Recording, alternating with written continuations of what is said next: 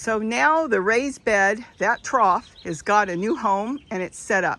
I'm going to show you how I set it up and how we got it into this space. You'll see how easy it is to set one of these up and to get free soil. So you don't have to put a lot of money out by collecting things around your garden or maybe your friends and families.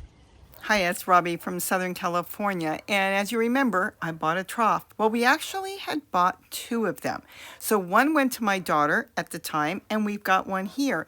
I let it sit until I decided exactly how I wanted to set it up. Plus, I'm setting up all my other gardens. In the meantime, we brought my daughters to her house, and you know what? She's got it filled, and I believe she's got plants in it already. We'll have to check on that one day soon.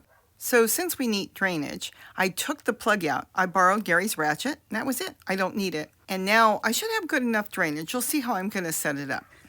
So I've got a piece of old hose. You don't have to put anything, but I'm going to put that there. This is the cut side, as you can see. See, just cut. And inside, I actually use that end of the hose. See?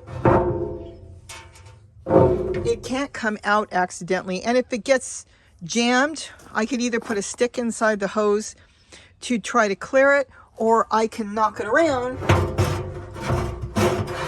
and move it, and the whole bottom is going to have sticks like the old dinosaur curl, whatever. That's going to be the bottom, no soil until we get pretty close to midway up.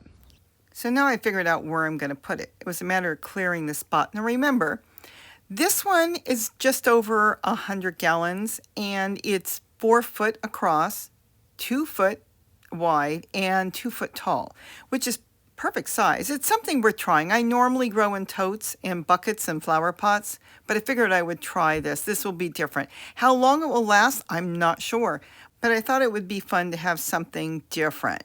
So now what I'm going to do with my helper is clear out the spot where I'm going to put it. I think it's a perfect place. I can get it all the way around it, and it will be right there. I can sit on a chair and service it, and we'll see how it goes. Now, I am going to fill it like I do all my totes, and the reason is, if I filled it with soil, it could cost me hundreds of dollars. When I'm through with it, maybe 10, maybe 20, maybe none. I'll see what happens when we're all done. Right now, I'm taking out a broccoli. Don't tell her. It is a broccoli plant. Notice how she knows. Look at this. Wait a minute. That's my broccoli. It's an old broccoli plant. I've got so many new ones. We don't have to worry about this one. That one was breaking those totes. Oh, by the way, see those 3 green totes? They're almost 7 years old now. So this is really good. That's why I love my totes. So I continue to go through and break out the old dinosaur kale that was about 6, 7 years old that was there. It was already dead. I'm going to get it all set up in that spot where I want it, because once I start filling it, it's going to be heavy. So I need to get the spot all cleared, rake it straight so it's nice and level, and then get my trough there. So I still have to clear up in here because I do want to have it go. Let me see. This way. This is the way I think she wants it. Is that the way you want it? I don't have anything. Don't tell her I took her broccoli out. We have plenty.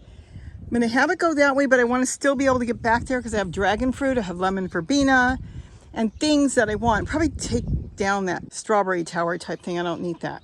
So we're going to get this moved, and here's what's going on here. And we're getting close to starting to add soil. And I can add a little bit as I go, but I want to get this straightened out first. So I'm going to get it in position, and you'll see it in a few seconds. And look, I let the garden go wild. I let everything go to seed and everything grow. That's all brassicas, which is fabulous compost.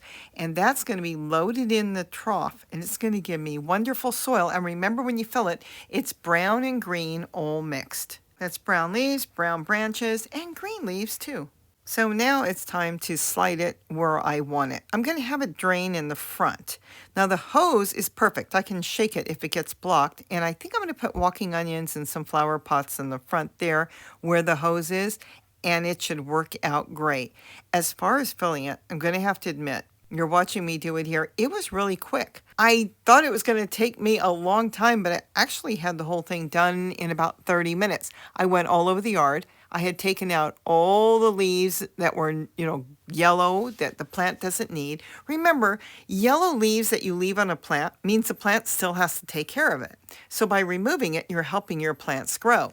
So I went through and I removed branches and brown leaves and yellow leaves, anything the plant looked like it couldn't use.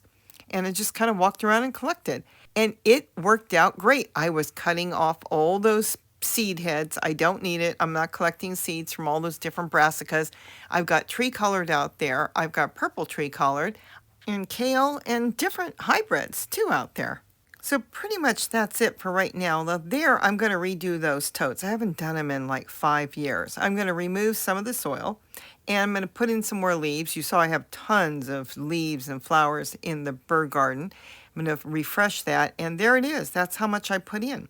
Now, the reason I'm waiting, there's a little bit of soil from the other pots, is I want it to collapse a little bit. It's really big, and I'm in no hurry since I'm working on so many other gardens at the same time. So in a matter of a few days, it will fall, and then I can dig back there and get some other leaves and different things in the garden, because you can see here, I didn't even make a dent on all the plants I allowed to overgrow, and I've got to get back there. I have a fountain back there that I can't get to, and it's really hard to climb back there and refresh that water. So see it? There it is, the ball fountain. So I am going to trim all that back and continue working in the garden. I've got so much free soil, and anything that's growing flowers and seeds, think of all the nutritions in there, because the plant is feeding those flowers the best nutrients it has because it wants its seeds to do really good. So little by little, I collect some buckets and I can dump them in right away, or I can wait. It doesn't matter, but look at that. It will drop down in the next few days as everything starts to dry, and then I can start to throw more soil in there, and it should be fabulous. But look at that. Look how quick. I'm halfway up, and I'm not going to the very top. I never do. I like leaving a sleeve around it. It's wind protection on the plants, and I have found my plants really like that. If you have a chilly night, it protects the base of the plant from the cold wind. So there it is right now. It's not completely done. What I'm going to do is I'm going to water it. This will dry and start to collapse. I'm not ready anyways to plant in it. I'm still working all over the garden. Anything I empty down in pots, like that soil down there, this is roots. Look at this. It was full. This is all roots from a tree because there was nothing in it. I'm going to go through and start adding soil to it, and we'll see what I do to the top when I'm ready. But look at this. I can now walk through here. I might stake up some of the dragon fruit, and then I can plant more back here. I completely can get in here, which is great. And then over here, I showed you, I'll be getting into this part of the bird garden soon. I went ahead and cleared out so I could get to the pond again, or I should say the fountain. I couldn't even get to the fountain. I'm going to clear more out. I'm starting to take out more of the flower heads. I leave some for the bees because we've had all kinds of bees coming, but very soon I will start taking it all out. Right now, my main concern is to get this container ready so I can show you how we're going to push it and get all kinds of things growing in there. And then I might put some walking onions in the ground around it. That will be nice, and we'll see how it goes. But it's done. Well, it's done almost. It's now in its new home.